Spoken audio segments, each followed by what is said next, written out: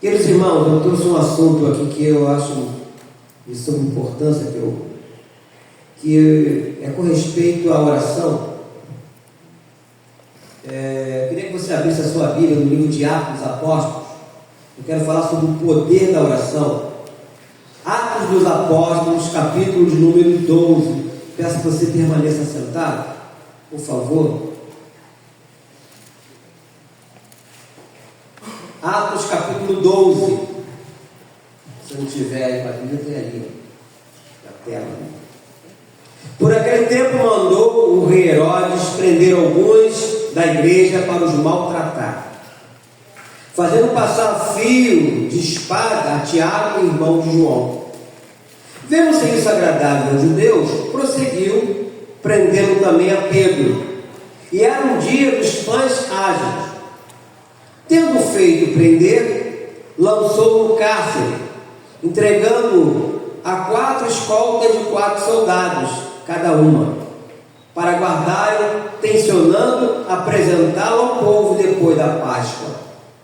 Pedro, pois, estava guardado no cárcere, mas havia, olha só, amado, oração que? Incessante a Deus por parte da igreja a favor dele. Quando Herodes estava para apresentá-lo naquela mesma noite, pelo dormir dos 2 soldados, acorrentado com 2 cadeias e sentinelas, à porta guardavam o cárcere. Eis, porém, que sobreveio o anjo do Senhor, e uma luz iluminou a prisão. Tocando ele ao lado de Pedro, despertou, dizendo: levanta-te, depressa. Então as cadeias caíram-lhe das mãos. Disse o anjo: ciste e calça as sandálias. E ele assim o fez. Disse-lhe mais: põe a capa e segue. Então, saindo, o seguia, não sabendo que era real o que fazia por meio do anjo. Parecia-lhe antes uma visão. Depois de terem passado a primeira e a segunda sentinela, chegaram ao portão de ferro que dava para a cidade, o qual se lhes abriu automaticamente. E saindo, enveredaram por uma rua, e logo adiante o anjo se apartou dele. Então Pedro, caindo em si, disse: agora sei verdadeiramente que o Senhor enviou o seu anjo e me livrou da mão de Herodes e de toda a expectativa do povo judaico. Considerando ele a sua situação, resolveu ir à casa de Maria, mãe de João, cognominado Marcos, onde muitas pessoas estavam congregadas e oravam. Olha só, o tempo todo oração. Quando ele bateu ao postigo do portão, veio uma criada chamada Rode ver quem era. Reconhecendo a voz de Pedro, tão alegre ficou que nem o fez entrar, mas voltou correndo para anunciar que Pedro estava junto ao portão. Eles disseram: estás loucas? Ela, porém, persistia em afirmar que assim era. Então disseram: é o seu anjo.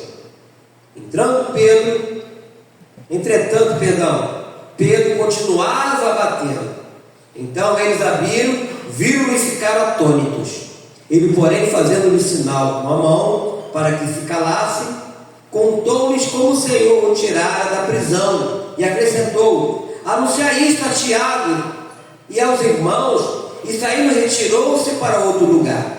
Sendo já dia, houve não pouco alvoroço entre os soldados sobre o que teria acontecido a Pedro.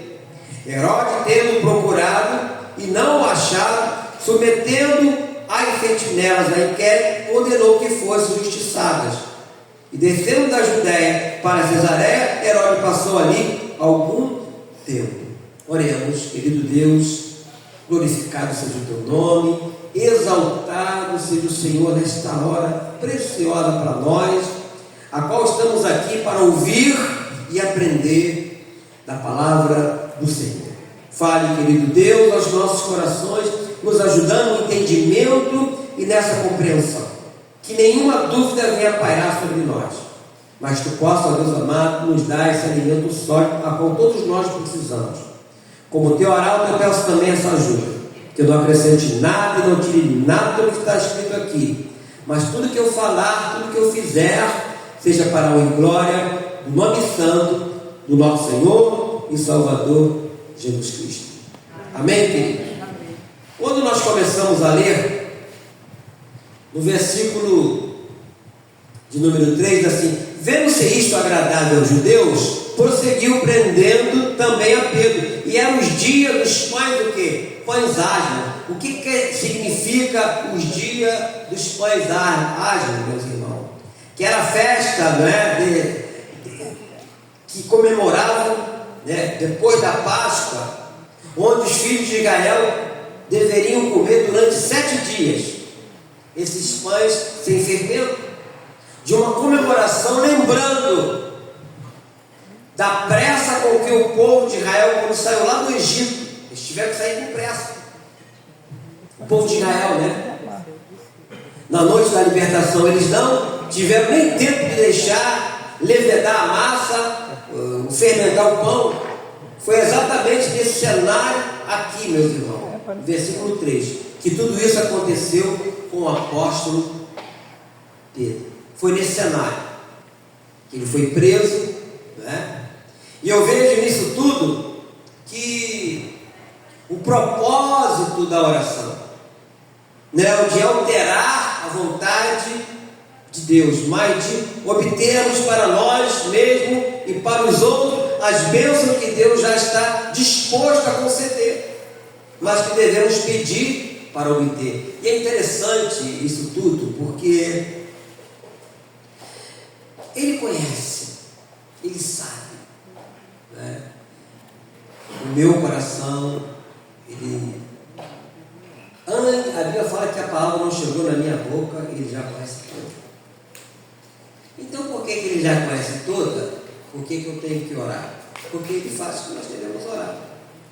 Quando nós lembramos daquela passagem que Jesus ia com seus discípulos, não é isso? E tinha lá um cego Bartimeu, na beira do caminho, gritando: Jesus, filho de Davi, tenha misericórdia de mim. Jesus, como o próprio Deus, ele sabia o que aquele cego queria, porque ele era onisciente, onipresente, onipotente. Mas quando ele se aproxima, ele fala: o que queres que eu te faça? Então ele queria ouvir daquele homem o que ele queria, mesmo sabendo o que ele queria. Olha só que interessante. A mesma forma é a oração. Deus sabe o que eu quero, Deus sabe o que você quer, mas Ele também quer ouvir da nossa boca. Não é o que se faz aqui às terças-feiras, na reunião de oração, é isso? Tivemos aqui na terça-feira. Então, Deus sabe todas as coisas, Ele sabe de tudo. Tem uma música que fala sobre Ele, sabe de tudo, mas Ele quer ouvir de nós. Aqui nós vemos, né, que no versículo de número 5, desse capítulo 12 aí de Atos, Pedro, pois estava guardado no cárcere, mas havia o quê? Oração o quê? Incessante. Ou seja, o que nós entendemos? Eles deveriam orar por ele o tempo todo. Obviamente alguém poderia parar, o outro continuava. Como se fosse aquele relógio de oração que já fizemos várias vezes na igreja. E eu vejo, meus irmãos, e entendo que as bênçãos exigem certo esforço da nossa parte, antes de podermos alcançá-las. Eu me lembro que o pastor Guilherme foi meu pastor, né, lá em Irajá, pastor da Dira, pastor da Anitta. Ele sempre falava que a oração é um serviço. É um serviço. Não é? É um serviço. Aqui nós vemos que Pedro ficou detido na prisão, mas a igreja orava intensamente a Deus por ele. E aqui nesse contexto aqui, Herodes tinha seus soldados, suas prisões. Aqui fala de sentinelas, né? Aqui quando fala aqui, ó, deixa eu ver aqui, versículo 4: tendo feito prender, lançou no caso, entregando a 4 escoltas de 4 soldados. Sabe quantas pessoas tem? 16 pessoas. 16 pessoas para guardar esse homem acorrentado, prisão. Humanamente falando, não haveria possibilidade nenhuma dele se soltar. Principalmente naquela época, né? Principalmente naquela época. Não haveria nenhuma possibilidade. Porém, a igreja tinha um poder da oração. Eu falei ainda há pouco aí, com respeito ao que está, a uma expectativa, né, de guerra lá na Europa, já está tendo guerra, mas de bombas em alguns países e tal. Essa bomba é de médio alcance, agora tem bomba de curto alcance, bomba de longo alcance, vai por aí fora. Mas elas têm as suas limitações. Quero dizer para os irmãos que não existe limitações para a oração. Amém? Semana mesmo falei com a irmã, está lá em Roma, vocês a conhecem, a irmã Regina, e às vezes eu oro com ela, né? A distância daqui para lá é muito grande, e a oração chega na hora. Pastor, mas agora nós estamos na época da internet, é assim mesmo. Não, e antes não tinha isso. A oração chegava do meu jeito, porque nós não oramos a um ser limitado, nós oramos a um ser ilimitado, Deus. Ele é ilimitado. Porque nós vemos que Pedro estava nessa situação e a igreja orava. A igreja estava livre para orar, como hoje nós estamos livres para orar. Quando eu falo orar, no sentido de livre, no nosso sentido aqui, de ninguém vir perturbar, porque mesmo que a pessoa esteja lá aprisionada, ela pode orar também, por que não? Então aqui eu entendo que quando todo o portão é fechado e trancado, o portão do céu é aberto, amém? Quando todas as portas estiverem fechadas, a gente ora e Deus pode abrir essa porta pelo poder da oração, e nós devemos aproveitar esse portão aberto por meio da oração. Quero incentivar os irmãos a isso, e me coloco nessa brecha também. Aqui a ideia é intensamente, pode ser também fervorosamente. Podemos imaginar alguém se esticando ao máximo por algo.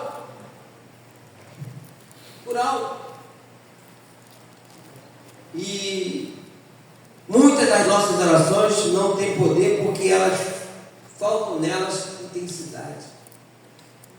Porque Deus sonda os nossos corações, amados. Deus sonda. Aqui fala que havia oração incessante. Aí fala das barreiras nesse versículo 6. Aqui fala que quando Herodes, versículo 6, estava para apresentar naquela mesma noite, ele dormia tranquilamente. Eu fico imaginando esse homem, se fosse no dia de hoje, para alguns seria um martírio, porque Senhor, o que eu fiz? Sem falar daquelas profetadas que de vez em quando acontecem, os falsos profetas. Mas o Ignaldo contou para a gente outro dia que ele estava internado, passando um momento muito difícil, foi alguém visitá-lo e falou: você está assim porque você está em pecado. Quer dizer, a pessoa já vai lá para condenar, para contar. Se é a mínima, já dá o veredito, né? Ele precisando da pessoa orar por ele, né? Pedindo, né? Quando eu vou aprender assim, eu vou orar para uma pessoa, eu vou orar com um coração misericordioso, eu não vou orar para ver outra pessoa, eu vou pedir a Deus por ela, confortar ela, trazer uma palavra de esperança para ela. Mas tem gente que vai já para julgar a pessoa. Então aqui havia uma barreira, não é? Que havia essas sentinelas, né? Naquela mesma noite, Pedro dormia entre dois soldados, acorrentado, com duas cadeias e sentinelas, a porta guardava o casco. Quando você vê aqui no versículo de número 3, no versículo 4, quando fala de 16 pessoas tomando conta daquilo ali, mas a igreja orava intensamente. A igreja estava orando. Por outro lado também nós vemos aqui um espírito de incredulidade. A igreja orava, quando Deus deu a resposta, ela não acreditou na resposta. Porque aqui diz assim, no versículo 12, preste atenção: considerando ele a sua situação, depois de ter saído saído, né, lá no cárcere. Resolveu ir à casa de Maria, mãe de João, cognominado Marcos, onde muitas pessoas estavam congregadas e faziam o quê? Oravam. Quando ele bateu ao postigo do portão, veio uma criada chamada Rode ver quem era. Reconhecendo a voz de Pedro, tão alegre ficou, que nem o fez entrar, mas voltou correndo para anunciar que Pedro estava junto ao portão. Eles disseram: está louca. Ela, porém, persistia em afirmar que assim era. Então disseram: é o seu anjo. Agora tu vê que incoerência. Se você está orando por um objetivo, Deus dá a solução daquilo, você ainda vai desacreditar. Então para que orou? Então não ora. Porque nós temos que orar e colocar em prática o que diz Hebreus capítulo 1. Que a fé é a certeza de coisas que se esperam, é a convicção de fatos que não se veem. Aí no versículo 6 fala: sem fé é impossível agradar a Deus. Hebreus 11, 1. Depois do versículo 6 também. Você ora por aquilo que você está esperando.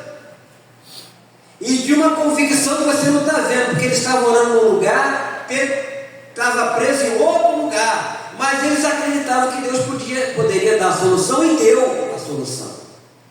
Que foi livrado de uma maneira milagrosa. Ele ficou até meio assim, né? Porque aqui no versículo 7 diz assim: eis, porém, que sobreveio o anjo do Senhor, e uma luz iluminou a prisão, e tocando ele no lado de Pedro, despertou, dizendo: levanta-te depressa. Então as cadeias caíram das mãos. Disse o Senhor: cinge-te e calça as sandálias. E ele assim o fez. Disse-lhe mais: põe a capa e segue. Cingia, lavou o rosto, e tal. Não teve arrombamento de corrente, não teve suborno lá para o soldado, como acontece no país. Preso aqui no Brasil, sai pela porta da frente. Se não sair pela porta da frente, tem o habeas corpus que vai livrá-lo também, que é outra história. Mas não tinha nada disso naquela época. Foi a mão de Deus, pelo poder da oração. Então, meu irmão, minha irmã, quando você orar, creia que Deus pode. Não é que Ele tem, pode. O tempo que vai levar, eu não sei. Eu não sei o tempo que vai levar. Quando nós oramos, nós temos que esperar confiantemente. Como o Salmo 40 não diz isso, o rei Davi no Salmo 40. Esperei confiantemente pelo Senhor, e Ele me ouviu quando clamei por socorro. Mas não tive um tempo que levou isso. Aí fala: tirou-me de um poço de perdição com um tremedal de lama, e colocou-me os pés sobre uma rocha. Salmo 40, versículo 1 e 2. Eu vejo que muitas das nossas orações não têm poder porque elas lhe faltam intensidade. Nós vemos aqui, meus irmãos, que na noite anterior Pedro estava dormindo tranquilamente, não estava reclamando da sua situação. É interessante, eu faço um paralelo de Pedro na prisão e Paulo e Silas também. A situação de Paulo e Silas foi diferente. Eles também estavam acorrentados na prisão, mas eles não estavam dormindo. Diz que à meia-noite o que eles faziam? Oravam e cantavam louvores a Deus. Também não estavam reclamando da situação, não estavam murmurando da sua sorte. E sobreveio também um terremoto que fez com que abrisse as cadeias, as prisões, a oportunidade de todo mundo fugir, mas ninguém fugiu. O carcereiro ia se matar, e Pedro: não faça isso, todo mundo está aqui. E pregou o evangelho. E o que ele deu fazer para que seja salvo? Querer o Senhor Jesus, será salvo tu e tua casa. Vamos ver só em Atos 16. O homem foi batizado, a família dele toda ganhou-se uma família para Jesus, por causa da oração daqueles dois homens também, Paulo e Silas. Mas aqui era a igreja orando intensamente. Nós vemos que Pedro dormia, não mostrou sinal, como falei, de ansiedade, de preocupação, dormiu. foi capaz de dormir profundamente no que parecia ser a sua última noite antes da sua execução. Quer ver o negócio? Deixa marcadinho aí. Salmo 127. Vem para mim, né, por favor. Salmo 127.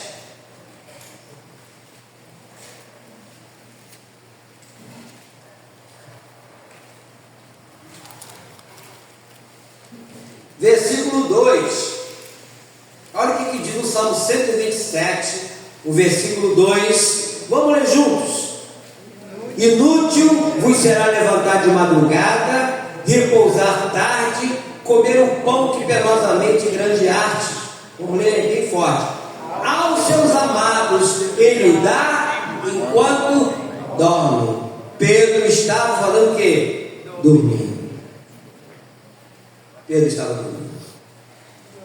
E a oração, a igreja orando.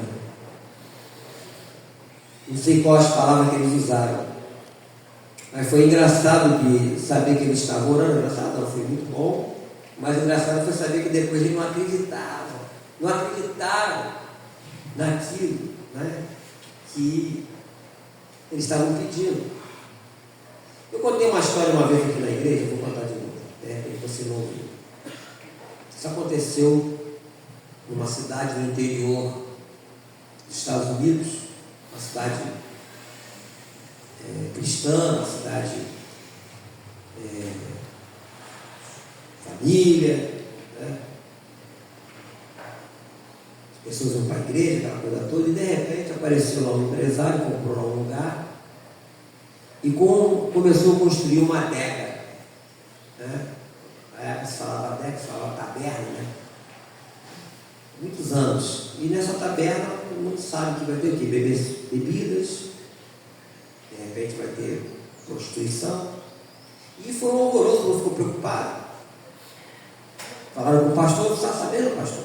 Eu me lembro que quando nós começamos aqui, né, já tínhamos comprado aqui, um espaço aqui, e nós estávamos congregando aqui na época da igreja da casinha, e alguém falou, pastor, compraram um terreno ali, e vai ser uma igreja também, como se fosse uma preocupação. Eu falei, graças a Deus, vai ter mais uma igreja perto, está cheio. Eu não vejo esse negócio de igreja como competição. Quem olha para esse lado está vendo errado, mas vamos lá. Então, uma preocupação. Aí foram falar com o pastor, e o pastor falou, vamos fazer o seguinte, vamos orar, vamos jejuar e vamos orar para que isso não venha se concretizar. E colocou a igreja em oração, e a igreja está orando, e a obra está comendo lá, a obra está andando. E quando chegou próximo, já estava terminando a obra para inaugurar, obviamente a cidade sabia, a cidade pequena todo mundo sabe de tudo, né? Não arruma briga com ninguém, cidade pequena todo mundo parece que é parente. Eu sei que a cidade da minha mãe lá são 4 mil habitantes lá em Caiana, lá em Minas, é um negócio terrível. Mas enfim, deu um vendaval, esses ventos, já viu esses ventos que vêm assim sobrenaturais? Bateu aquele vendaval, derrubou lá o negócio, derrubou tudo. O empresário ficou uma fera, dizendo que a igreja foi culpada de desabar aquilo que ele tinha investido. E colocou a igreja na justiça. Olha só que loucura. No dia lá do veredito, no dia lá da audiência lá, o juiz interpelou lá mas por que o senhor? Não, porque eles estavam orando para que caísse o quê? Aí o pastor da igreja lá foi dar um depoimento. Não temos nada a ver com isso não temos nada a ver com isso. Aí diz que o juiz falou assim, olha só, eu não sei qual vai ser o desfecho disso aqui, mas o dono da adega tem mais fé que o pastor da igreja. Se você está orando, Deus deu a resposta, e você agora vem dizer que você não tem nada a ver com isso, é a mesma coisa aqui, ou não? Eles estavam orando para a libertação de Pedro, e houve essa libertação, e quando chega a notícia que Pedro estava lá na porta batendo lá, não é ele não é seu anjo dele. ele não. E esse caso que eu estou contando foi verdadeiro. O pastor foi lá e disse: não, eu não tenho nada a ver com isso. E o juiz falou: então, o dono da adega tem mais fé do que os irmãos da igreja, porque ficaram apavorados, não sabiam qual era a reação que tinha. Então, meus irmãos, quando nós oramos, nós temos que acreditar que Deus pode fazer. Como que Ele vai fazer? Eu não sei. A forma que Ele vai usar, eu também não sei. A Bíblia tem vários relatos de coisas assim, absurdas, né? Da parte de Deus, agindo na vida de pessoas. E eu queria compartilhar de uma aqui, que eu achei relevante, coloquei aqui, para não esquecer. Abra comigo a sua Bíblia no livro de Isaías 38. Isaías 38 já viu o decreto da morte do homem.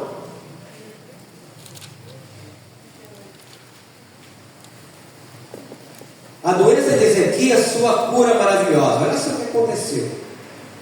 Ezequias, né? No caso aqui o livro de Isaías. Isaías 38. Olha lá, pô. Diz assim: naqueles dias, Ezequias adoeceu de uma enfermidade mortal. Veio ter com ele o profeta Isaías, filho de Amós, e lhe disse: assim diz o Senhor, põe em ordem a tua casa, porque morrerás e não viverás. Já estava decretada a morte dele. Então virou Ezequias o rosto para a parede e fez o quê? Orou ao Senhor e disse: lembra-te, Senhor, peço-te de que andei diante de ti com fidelidade, com inteireza de coração, e fiz o que era reto aos teus olhos. E chorou muitíssimo. Então veio a palavra do Senhor a Isaías, dizendo: vai e dize a Ezequias: assim diz o Senhor, o Deus de Davi, teu pai, ouvi a tua oração e vi as tuas lágrimas. Acrescentarei, pois, aos teus dias 15 anos. Livrar-te-ei das mãos do rei da Síria, a ti e a esta cidade, e defenderei esta cidade.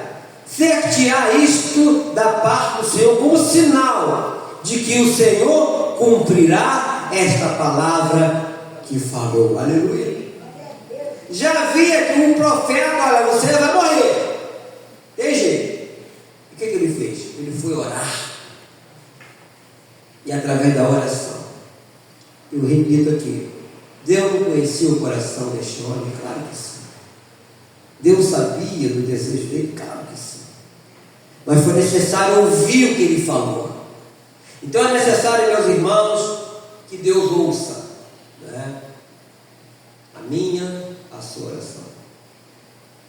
Estou provocando isso aos irmãos. Estou provocando isso a todos nós, para que possamos fazer isso. O tempo, repito, não sabemos quanto tempo que o Senhor vai levar para atender os nossos pedidos. Eu vejo que a história desse homem aqui, chamado Ezequias, de repente pode ser a minha história ou a sua história. Eu não sei qual o drama do que você está vivendo, do que você está passando. Eu não sei qual é a sua necessidade. A única coisa que eu sei, primeiramente, Deus está aqui. Amém. Lá no nesse próprio livro de Isaías, quer ver? É o Isaías 59. Olha só o que aqui diz. Esse próprio livro aqui. Isaías 59. Ele fala que a mão do Senhor não está encolhida.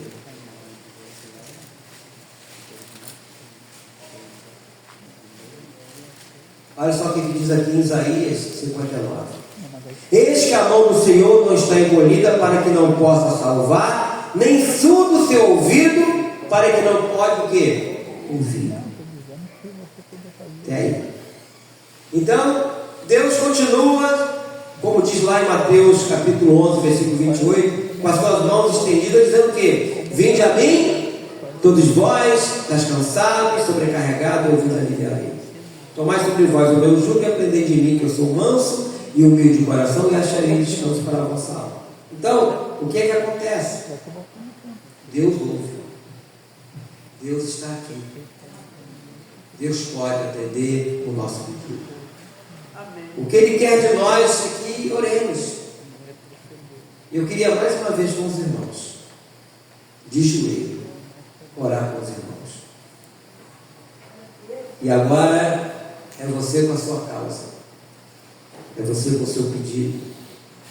Tenho dito na igreja já há bastante tempo que você resolve um problema, já tem uma fila esperando a vez. Já viu aquele negócio de rabiola de pipa? Quem já soltou pipa aqui? Quem já fez rabiola de pipa? A gente começa botando umas fitinhas compridas, e depois vai diminuindo, botando umas fitinhas menores. Não é assim? Uma rabiola. Então você resolve um problema, de repente, opa, resolveu esse problema, parece dois, uma vez só. Com a rabiola de pipa que vai embolando. A vida nesse mundo é assim. Uma hora você está lá no monte, outra hora você está caindo no vale. Aí nós reportamos mais uma vez o próprio Davi, no Salmo de número 23, versículo 4, quando ele diz: ainda que eu ande pelo vale da sombra da morte, não temerei mal nenhum, porque tu estás comigo. Ainda. Então nós temos a oportunidade, meus irmãos, claro que você ora na sua casa, você pode orar na sua casa, é bom, né? Mas a igreja é o corpo de Cristo, querido. Se um orando, Deus age, imagine vários orando. Não é assim? Então vamos colocar em prática. Amém? Se você puder se ajoelhar, né? Você se ajoelha. Se não puder, sentado e apresente a Deus. Vamos apresentar a Deus aquilo que nós precisamos. Amém?